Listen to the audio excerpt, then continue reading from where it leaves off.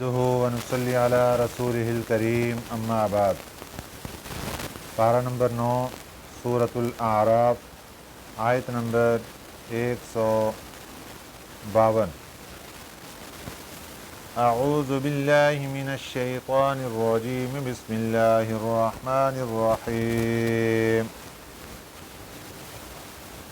ان الذين اتخذوا العجل سينالهم غضب من ربهم وذلة في الحياة الدنيا وكذلك نجزي المفترين والذين عملوا السيئات ثم تابوا من بعدها وآمنوا إن ربك من بعدها لغفور رحيم۔ صدق اللہ العظیم۔ حضرت موسیٰ علیہ السلام جب کوہ طور پر تشریف لے گئے اور پیچھے قوم نے سامری جادوگر کے کہنے سے بچھڑے کی پوجا شروع کر دی، اللہ تعالیٰ اس پہلی 2 آیتوں میں ان لوگوں کا تذکرہ فرما رہے ہیں جنہوں نے بچھڑے کی پوجا کر لی اور پوجا کرنے کے بعد بعضوں نے توبہ کی اور بعضوں نے توبہ نہیں کی۔ فرمایا ان الذین، بے شک وہ لوگ، اتخذوا، جنہوں نے بنا لیا، العجل، بچھڑے کو معبود، عجل کہتے ہیں بچھڑے کو، جنہوں نے بچھڑے کو اپنا معبود بنا لیا اور پھر بنانے کے بعد پھر اس کے اوپر توبہ بھی نہیں کی۔ ان کی توبہ کی اللہ تعالیٰ نے صورت یہ نازل فرمائی تھی کہ جب حضرت موسیٰ علیہ السلام واپس تشریف لائے اور آپ نے آ کر ان کو سمجھایا کہ یہ آپ نے کتنا برا کام کیا، پھر ان کو شرمندگی ہوئی، انہوں نے توبہ کا ارادہ کیا۔ اللہ تعالیٰ نے توبہ کا طریقہ یہ نازل فرمایا کہ قتال شروع کرو، ایک دوسرے کو مارو، تلواریں چلیں، باپ نے بیٹے کو قتل کر دیا، کہیں بیٹے نے باپ کو قتل کر دیا، کہیں بھائی نے بھائی کو قتل کر دیا۔ اس طریقے سے ہزاروں بنی اسرائیل کے لوگ قتل ہو گئے۔ تو اللہ تعالیٰ نے پھر اس کے بعد حکم ارشاد فرمایا کہ اب تمہاری توبہ پوری ہو چکی، جو مر گئے وہ شہید کہلائیں گے اور جو بچ گئے ان کی مغفرت ہو چکی، ان کی توبہ قبول ہو چکی، ان کا یہ گناہ جو بچھڑے کی پوجا کی تھی یہ ختم ہو چکا۔ اب اللہ تعالیٰ یہاں پر ارشاد فرما رہے ہیں کہ وہ لوگ جنہوں نے بچھڑے کو معبود تو بنا لیا اور بنانے کے بعد پھر انہوں نے توبہ بھی نہیں کی، فرمایا ان الذین، بے شک وہ لوگ، اتخذوا، جنہوں نے بنا لیا، العجل، بچھڑے کو معبود بنا لیا، سینالہم، ان قریب پہنچے گا ان کو، غضب، غصہ، من ربہم، ان کے رب کا، وذلۃ، اور ذلت، رسوائی، فی الحیات الدنیا، دنیا کی زندگی میں۔ جنہوں نے توبہ نہیں کی اس گناہ سے وہ 2 چیزوں کا شکار ہوں گے، اللہ کے غصے کا بھی شکار ہوں گے اور اس کے ساتھ ساتھ وہ دنیا کی زندگی میں ذلت اور رسوائی کا بھی شکار ہوں گے۔ وَكَذَلِكَ نَجْزِي الْمُفْتَرِينَ، اسی طرح ہم بدلہ دیتے ہیں مفترین، بہتان باندھنے والوں کو۔ جو لوگ بہتان باندھتے ہیں، اللہ کی ذات کی طرف غلط نسبتیں کرتے ہیں، ان کو ہم یہی بدلہ دیتے ہیں، یہی سزا ان کو دیتے ہیں کہ ان کے اوپر اللہ کا غضب بھی نازل ہوتا ہے اور ان کو دنیا کی زندگی میں رسوائی کا بھی سامنا کرنا پڑتا ہے۔ مفسرین اکرام فرماتے ہیں کہ ہر وہ کام جو اللہ کی ذات کے مقابلے میں کیا جائے وہ بدعت ہی کیوں نہ ہو، اگر اس کو نیکی کا کام سمجھ کر کرتے ہیں تو وہ بھی اسی زمرے میں آئے گا اور اس کے اوپر انسان اللہ کے غصے کا سامنا بھی کر کے کھڑا ہوگا اور دنیا کی زندگی میں رسوائی اور ذلت کا بھی سامنا کرے گا۔ تو کوئی بھی کام دنیا کا جب ہم اس میں نیکی کا کام سمجھ کر اس کو کریں گے تو گویا کہ نیکی کا کام حکم دینے والی اللہ کی ذات ہے، تو ہم نے ڈائریکٹ اللہ کی ذات پر بہتان باندھ دیا، افتراء باندھ دیا کہ اللہ نے یہ بھی حکم دیا، حالانکہ اللہ نے اس کا کوئی حکم نہیں دیا۔ تو جب کوئی بندہ اللہ کی ذات پر افتراء باندھتا ہے، جھوٹی نسبت اللہ کی ذات کی طرف کرتا ہے، یہ ضروری نہیں ہوتا کہ زبان سے جھوٹی نسبت کریں گے تو پھر کہیں گے کہ یہ اللہ تعالیٰ نے کہا۔ بھئی جو بھی نیکی کا کام ہے ظاہر ہے وہ حکم ربی ہے، تو نیکی کا کام جب ہم نیکی سمجھ کر کسی کام کو کریں گے تو گویا کہ ہم اس کو حکم ربی سمجھ رہے ہیں، حکم رسول صلی اللہ علیہ وسلم سمجھ رہے ہیں، وہ بھی اللہ کی طرف سے، نبی پاک صلی اللہ علیہ وسلم بھی اللہ کا ہی حکم ارشاد فرمائیں گے۔ تو جب ہم اس کو حکم ربی سمجھیں گے، نیکی کا کام سمجھیں گے اور وہ در حقیقت اللہ کا حکم نہیں ہوگا تو وہ اللہ کی ذات پر بہتان ہوگا، وہ اللہ کی ذات پر افتراء ہوگا۔ اس لیے اللہ نے فرما دیا وَكَذَلِكَ نَجْزِي الْمُفْتَرِينَ، اسی طرح ہم بدلہ دیتے ہیں، ہم سزا دیتے ہیں المفترین، بہتان باندھنے والوں کو۔ وَالَّذِينَ عَمِلُوا السَّيِّئَاتِ، اس پیراگراف کی دوسری صورت، والذین، اور وہ لوگ، عاملوا السیئات، جنہوں نے برے کام کیے، ثم تابوا، پھر توبہ کر لی، من بعدہا، اس گناہ کے بعد پھر انہوں نے توبہ کر لی، وآمنوا، اور ایمان لے آئے، ان ربک من بعدہا لغفور الرحیم، بے شک تیرا رب اس توبہ کے بعد لغفور الرحیم، بخشنے والا، رحم کرنے والا۔ جب انسان اپنی غلطی پر شرمندہ ہو جائے اور اللہ کے حکم کے مطابق توبہ کر لے تو پھر اس توبہ کرنے کے بعد اس کو پھر پریشان نہیں رہنا چاہیے کہ پتہ نہیں میری توبہ قبول ہوئی ہے یا نہیں۔ اللہ تعالیٰ کا وعدہ ہے کہ ان ربک من بعدہا لغفور الرحیم، کہ بے شک تیرا رب اس توبہ کر لینے کے بعد بخشنے والا اور رحم کرنے والا ہے۔ اللہ توبہ قبول فرما لیتے ہیں اور رحمت فرماتے ہیں اور انسان کی بخشش کا اعلان فرما دیتے ہیں۔ اس کے بعد اب واقعے کا پچھلا سلسلہ شروع ہوا کہ جب حضرت موسیٰ علیہ السلام کوہ طور سے واپس تشریف لائے اور آپ نے اپنی قوم کو آنکھوں سے دیکھا کہ یہ بچھڑے کی پوجا کر رہے ہیں، آپ کو بہت غصہ آیا۔ آپ کے پاس اس وقت تورات کی تختیاں تھیں جو آپ نے ایک طرف رکھ دیں اور پہلے قوم کو جھنجھوڑا کہ یہ کیا کر رہے ہو، اور پھر حضرت ہارون علیہ السلام کو بھی ڈانٹا کہ تم نے ان کو منع کیوں نہیں کیا۔ بہت غصے ہوئے، بہت ناراض ہوئے ان کے ساتھ۔ جب یہ سارا معاملہ ختم ہو گیا، اب اس کے بعد حضرت موسیٰ علیہ السلام کا غصہ کچھ کم ہوا تو ولما سکت، ولما اور جب، سکت ختم ہو گیا، تھم گیا، عن موسیٰ الغضب، حضرت موسیٰ علیہ السلام کا غصہ، اخذ الالواح، تو اٹھا لیا انہوں نے تختیوں کو، حضرت موسیٰ علیہ السلام نے تختیوں کو اٹھا لیا، وفی نسختہا، اور اس میں نسخہ تھا، اس تورات کے اندر اس میں نسخہ تھا، اس میں لکھا ہوا تھا ہدن، ہدایت، و رحمتن، اور رحمت کن کے لیے؟ ہدایت اور رحمت کن کے لیے تھی؟ للذین ہم لربہم یرہبون، ان لوگوں کے لیے جو اپنے رب سے ڈرتے ہیں۔ جو لوگ اپنے رب سے ڈرتے ہیں اس کتاب کے اندر ان کے لیے ہدایت اور رحمت کی چیزیں تھیں۔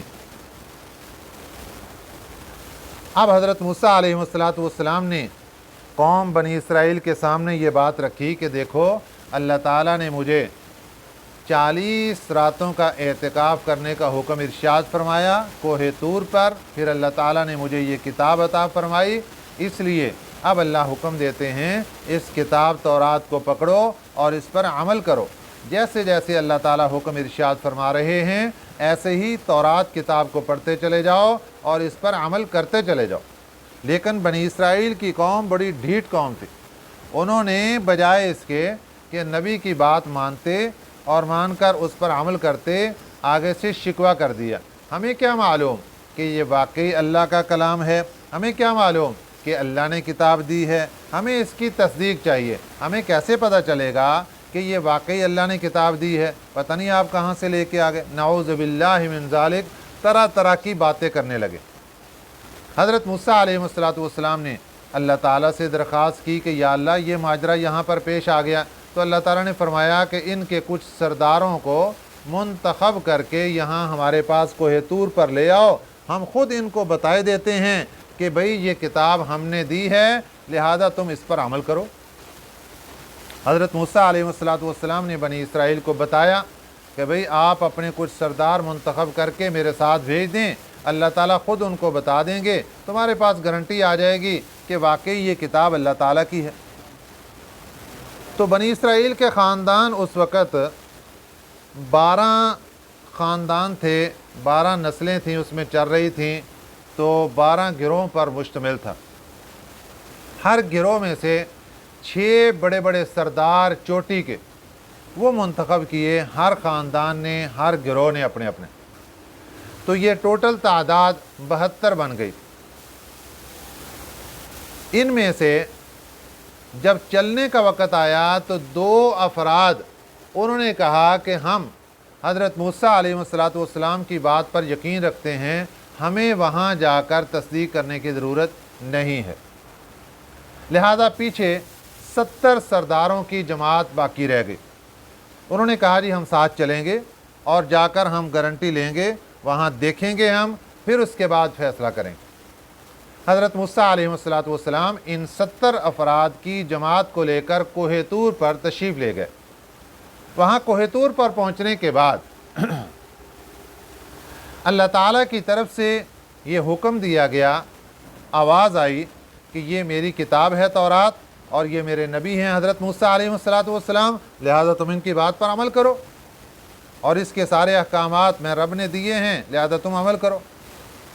اب وہ سردار کہنے لگے کہ جناب یہ کیا بات ہوئی کہ آواز آئی ہے، ہمیں کیا پتہ کس کی آواز ہے یہ؟ ہم تو اس وقت تک بات نہیں مانیں گے جب تک ہم اللہ کی ذات کو سامنے نہیں دیکھیں گے۔ اللہ کی ذات ہمارے سامنے آئے اور ہمارے سامنے آ کر وہ کہے کہ یہ کتاب بھی میری ہے، یہ نبی بھی میرے ہیں، تب ہم مانیں گے، ورنہ ہم تو نہیں مانتے۔ اللہ تعالیٰ کو غصہ آ گیا اور اللہ تعالیٰ نے زمین پر جہاں پر وہ کھڑے تھے وہاں پر زلزلہ برپا کیا، وہ گر گئے سارے، اور اوپر سے بجلی کی کڑک ان پر پڑی، وہ سب مر گئے۔ ایک روایت یہ ہے کہ بے ہوش ہو گئے، ایسے لگے کہ جیسے مردے بن گئے ہیں۔ حضرت موسیٰ علیہ السلام گھبرا گئے، اللہ تعالیٰ کے دربار میں درخواست کی کہ یا اللہ یہ کیا ماجرا ہے؟ اگر آپ نے ان کو واقعتاً ہلاک ہی کرنا تھا تو آپ ان کو پہلے ہی ہلاک کر دیتے، آپ ان کو کوہ طور پر آنے سے پہلے ہی ان کی موت آ جاتی۔ معلوم ہوتا ہے کہ ان کی موت کا وقت نہیں آیا، ان کو سزا کے طور پر آپ نے یہ معاملہ کیا۔ تو یا اللہ میری درخواست یہ ہے کہ ان کو دوبارہ ہوش عطا فرما دیجئے، زندگی عطا فرما دیجئے، ورنہ یہ ہوگا کہ قوم تو پہلے ہی بے وقوف ہے، جب میں ان کے پاس جاؤں گا تو وہ میری بات پر یقین نہیں کریں گے اور وہ الٹا مجھے قتل کرنے پہ درپا ہوں گے، قتل کرنے کے اوپر درپے ہو جائیں گے اور حضرت موسیٰ علیہ السلام کو قتل کرنا شروع کر دیں گے اور ان کو تکلیف پہنچائیں گے۔ وَاخْتَارَ مُوسیٰ، اور چن لیا حضرت موسیٰ علیہ السلام نے قومہ، اپنی قوم میں سے 70 رجلاً، 70 کو کہتے ہیں رجلاً آدمی، 70 آدمیوں کو حضرت موسیٰ علیہ السلام نے اپنی قوم میں سے چن لیا، لِمِیقَاتِنَا، مقررہ وعدے کے لیے، ہمارے مقررہ وعدے کے لیے، جو اللہ تعالیٰ نے حضرت موسیٰ علیہ السلام سے ایک وعدہ مقرر فرما لیا تھا کہ آپ اس ٹائم پر ان 70 افراد کو لے کر یہاں پہنچ جائیں۔ ان مقررہ وعدے کے لیے آپ نے 70 افراد کا انتخاب کر لیا، یہ 70 افراد وہاں پہنچ گئے۔ پھر جب انہوں نے بات نہیں مانی تو پھر آگے کیا ہوا؟ فَلَمَّا أَخَذَتْهُمُ الرَّجْفَةُ، پھر جب پکڑ لیا ان کو الرجفہ، رجفہ کہتے ہیں زلزلے نے۔ یہاں پر قرآن پاک میں زلزلے کا ذکر ہے اور دوسرے مقام پر صاعقہ کا لفظ آیا ہے جس کا معنی ہے بجلی کی کڑک، تو دونوں چیزیں وہاں پر واقع ہوئیں، ایک تو زلزلہ آیا اور دوسرا بجلی کی کڑک نے ان کو پکڑ لیا، اب بے ہوش ہو گئے، اور ایک روایت میں کہ مر گئے۔ قال ربی لو شئت، حضرت موسیٰ علیہ السلام نے عرض کیا ربی اے میرے رب، لو شئت اگر آپ چاہتے، اہلکتہم تو ہلاک کر دیتے آپ ان کو، من قبل اس سے پہلے، اگر ان کی موت کا واقعی وقت آ چکا ہوتا تو آپ کوہ طور پر آنے سے پہلے ہی ان کو وفات دے دیتے، وَإِيَّایَ اور مجھے بھی۔ لہذا اب جو آپ نے ان کو وفات دی ہے اور ہلاک کیا ہے، معلوم ہوتا ہے یہ سزا کے طور پر ہے، اس لیے میری درخواست یہ ہے کہ آپ ان کو زندہ فرما دیں، اگر زندہ نہیں فرماتے تو قوم والے وہ مجھے تنگ کریں گے اور مجھے پریشان کریں گے اور میرے قتل کے اوپر ہاتھ اٹھائیں گے۔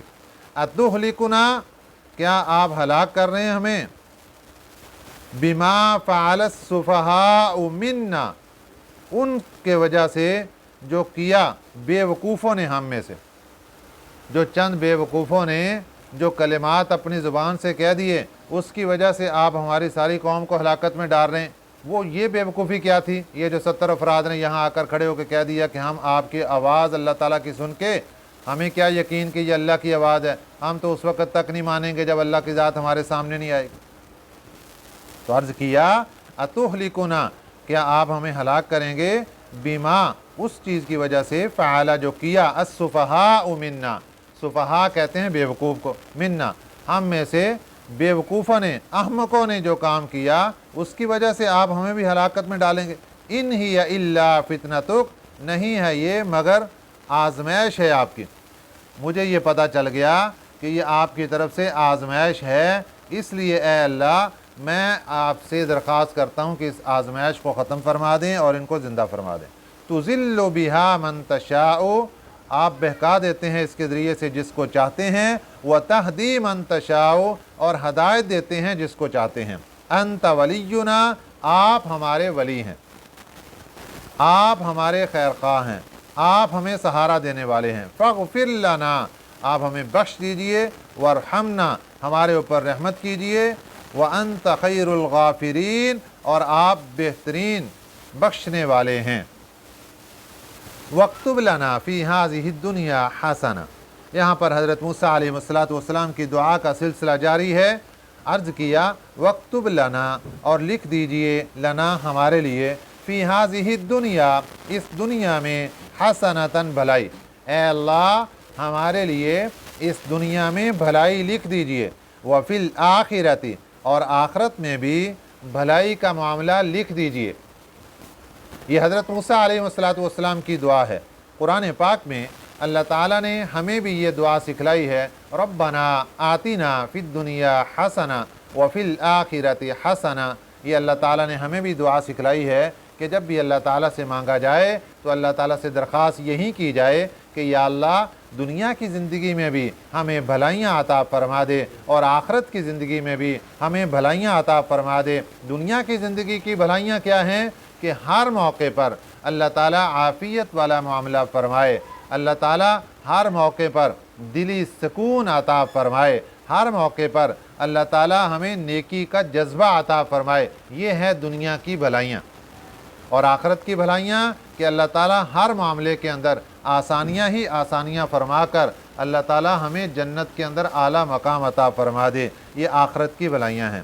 اِنَّا ہُدْنَا اِلَيْكَ بے شک ہدنا، ہدنا کا معنی ہے رجوع کیا ہم نے، الیک آپ کی طرف، اے اللہ ہم نے آپ کی ذات کی طرف رجوع کیا، یعنی ہم نے آپ سے ہی درخواست کی ہے، آپ سے ہی توبہ کی درخواست، آپ سے ہی مغفرت کی درخواست، آپ سے ہی رحمت کی درخواست، اے اللہ آپ ہماری اس درخواست کو قبول فرما لیجئے۔ قال حضرت موسیٰ علیہ السلام کی دعا کو سننے کے بعد اللہ تعالیٰ کی طرف سے حکم ہوا اور ارشاد فرمایا گیا، قال فرمایا اللہ تعالیٰ نے، عذابی اصیب بہ من اشاء، عذابی میرا عذاب، اصیب بہ میں ڈالتا ہوں اس کو، من اشاء جس پر میں چاہوں، मैं अपने अजाब को जिस पर चाहूँ उस पर डालता हूँ। दुनिया में अल्लाह ताला का अजाब उसकी ये सूरत है कि इंसान से नेकी की तौफीक छीन ली जाए, इंसान से नेकी की तौफीक छीन ली जाए। ये अल्लाह ताला के अजाब की झलक है दुनिया के अंदर, अल्लाह की नाराज़गी की झलक है, अल्लाह के गज़ब और गुस्से की झलक है कि इंसान से नेकी की तौफीक छीन ली जाए। और आखिरत में अजाब के बड़े बड़े टुकड़े। और फिर अगर कोई इंसान गुनाहगार है तो अल्लाह ताला का अजाब उस पर आता है। उसमें एक मसलहत ये होती है कि ये बंदा अल्लाह की ज़ात की तरफ रजू कर ले। फरमाया अजाबी उसीबु बिही मन अशाउ, अजाबी ये मेरा अजाब उसीबु बिही, मैं डालता हूँ इसको मन अशाउ जिस पर मैं चाहूँ। और बाकी आपने रहमत की दुआ मांगी कि आप हमारे ऊपर रहमत फरमा दीजिए। हज़रत मूसा अलैहिस्सलाम ने दुआ फरमाई तो अल्लाह ताला ने इरशाद फरमाया व रहमती वसिअत कुल्ल शैइन, व रहमती और मेरी रहमत वसिअत वसी है, शामिल है, कुल्ल शैइन हर चीज़ को, मेरी रहमत हर चीज़ को शामिल है। ये जब आयत मुबारक नादल हुई, इसको पढ़कर शैतान को भी धोखा लगा और शैतान ने भी कहना शुरू कर दिया कि अल्लाह ताला ने कुरान पाक में फरमा दिया व रहमती वसिअत कुल्ल शैइन, मेरी रहमत हर चीज़ को वसी है, हर चीज़ को घेरे हुए है, लिहाजा मैं भी एक चीज़ हूँ, इसलिए अल्लाह की रहमत मेरे ऊपर भी है। तो मुफस्सिरीन इकराम ने इसकी वजाहत ये फरमाई है कि व रहमती वसिअत कुल्ल शैइन, कि मेरी रहमत हर चीज़ के ऊपर वसी है, यानी हर चीज़ को घेरने का अल्लाह की रहमत, उसके अंदर ताकत है और हिम्मत है कि अल्लाह की रहमत हर चीज़ के ऊपर आ सकती है। लेकिन आगे उस इंसान का है कि वो अपना बर्तन सीधा करके रखता है रहमत हासिल करने के लिए या नहीं रखता। अल्लाह की रहमत तो हर एक को मिल सकती है। बारिश जब आती है ये अल्लाह की रहमत है, तो ये तो हर एक के ऊपर बरसती है। अब जिसने बारिश का पानी लेना है वो अपना बर्तन सीधा करके रखेगा तो उसको पानी मुहैया हो जाएगा और वो बाबरकत पानी पी लेगा।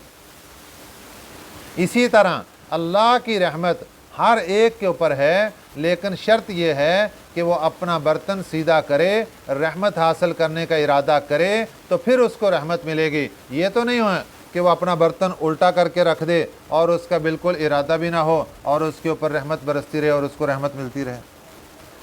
फसअक्तुबुहा लिल्लज़ीन यत्तक़ून, यहाँ पर आखिर में अल्लाह ताला ने तीन गिरोह ऐसे, तीन जमातें ऐसी कि उन पर खुसूसी तौर पर अपनी रहमत का जिक्र फरमाया। फरमाया हमारी रहमत तो हर एक को मिलती है, लेकिन फसअक्तुबुहा, फिर हमने लिख दी ये रहमत लिल्लज़ीना, उन लोगों के लिए, यत्तक़ून, जो डरते हैं। नंबर एक, वो लोग जो अल्लाह की ज़ात से डरते हैं, तक़वा इख्तियार करते हैं, परहेज़गारी का मामला करते हैं, हर वक्त खौफ खुदा उनके दिल में होता है, गुनाहों की तरफ नहीं चलते, किसी को परेशान नहीं करते। अल्लाह फरमाते हैं फसअक्तुबुहा, हमने रहमत उनके लिए लिख दी है। उनके लिए तो रहमत पक्की हो गई जो मुत्तकी बन गए, जिन्होंने तकवा इख्तियार कर लिया। तकवे का बिल्कुल सादा मफहूम ये है कि इंसान के दिल के अंदर खौफ खुदा पैदा हो जाए, ना वो मखलूक को तंग करे, ना वो अल्लाह की ज़ात को परेशान करे, तो ये इंसान मुत्तकी बन जाए। अल्लाह की नाफरमानी के अंदर आ जाए, नाफरमा बरदारी के अंदर आ जाए और उसकी वजह से मखलूक को भी परेशान नहीं करेगा, मखलूक को भी सुकून पहुँचाएगा, तो ये इंसान मुत्तकी होगा। वयुतून ज़काता, और दूसरे नंबर पर वो जमात जो ज़कात अदा करती है, ये जमात भी रहमत की मुस्तहिक है। इनके बारे में भी अल्लाह ताला ने फरमा दिया कि हमने इनके लिए रहमत लिख दी है। वल्लज़ीन हुम बिआयातिना युमिनून, और वो लोग जो बिआयातिना, हमारी बातों पर, युमिनून, यकीन रखते हैं, जो हमारी बातों पर मुकम्मल यकीन रखते हैं। और यकीन रखने के, ज़ाहिर है यकीन रखना, ईमान लाना, ये उसी वक़्त मोतबर होगा जब वो उस पर ईमान लाकर उसके ऊपर अमल भी करेगा। और अगर इंसान सुन ले और ज़ुबान से कहता रहे कि मैं ईमान तो रखता हूँ, यकीन रखता हूँ, लेकिन उस पर अमल ना करे, तो ये यकीन नहीं कहलाएगा। यकीन उसी सूरत में कहलाएगा کہ جب یہ اس پر عمل کر کے دکھائے گا۔ تو اللہ فرماتے ہیں کہ یہ 3 قسم کے لوگ ایسے ہیں کہ ان کے لیے تو ہم نے اپنی رحمت لکھ دی ہے، رحمت کے دروازے ان کے لیے کھول دیے ہیں۔ تو ہم سب لوگ اللہ کی رحمت کے محتاج ہیں۔ اللہ تعالیٰ نے آج کے سبق میں ہمیں بھی اپنی رحمت حاصل کرنے کا طریقہ بتا دیا کہ اگر تم اللہ کی رحمت کا حصول چاہتے ہو تو اس کے لیے ایک طریقہ یہ ہے کہ تم متقی بن جاؤ، پرہیزگار بن جاؤ، اور دوسرا طریقہ یہ بھی ہے کہ زکوٰۃ ادا کرو، اور تیسرا طریقہ یہ بھی ہے کہ تم اللہ کی باتوں پر مکمل یقین رکھو۔ جب اللہ کی باتوں پر مکمل یقین ہوگا تو پھر انسان ایمان کامل رکھتا ہوگا اور پھر اللہ کی رحمت کا مستحق ہوگا۔ اللہ تعالی ہمیں اپنی رحمت کاملہ نصیب فرمائے، آمین۔ وما علینا الا البلاغ المبین۔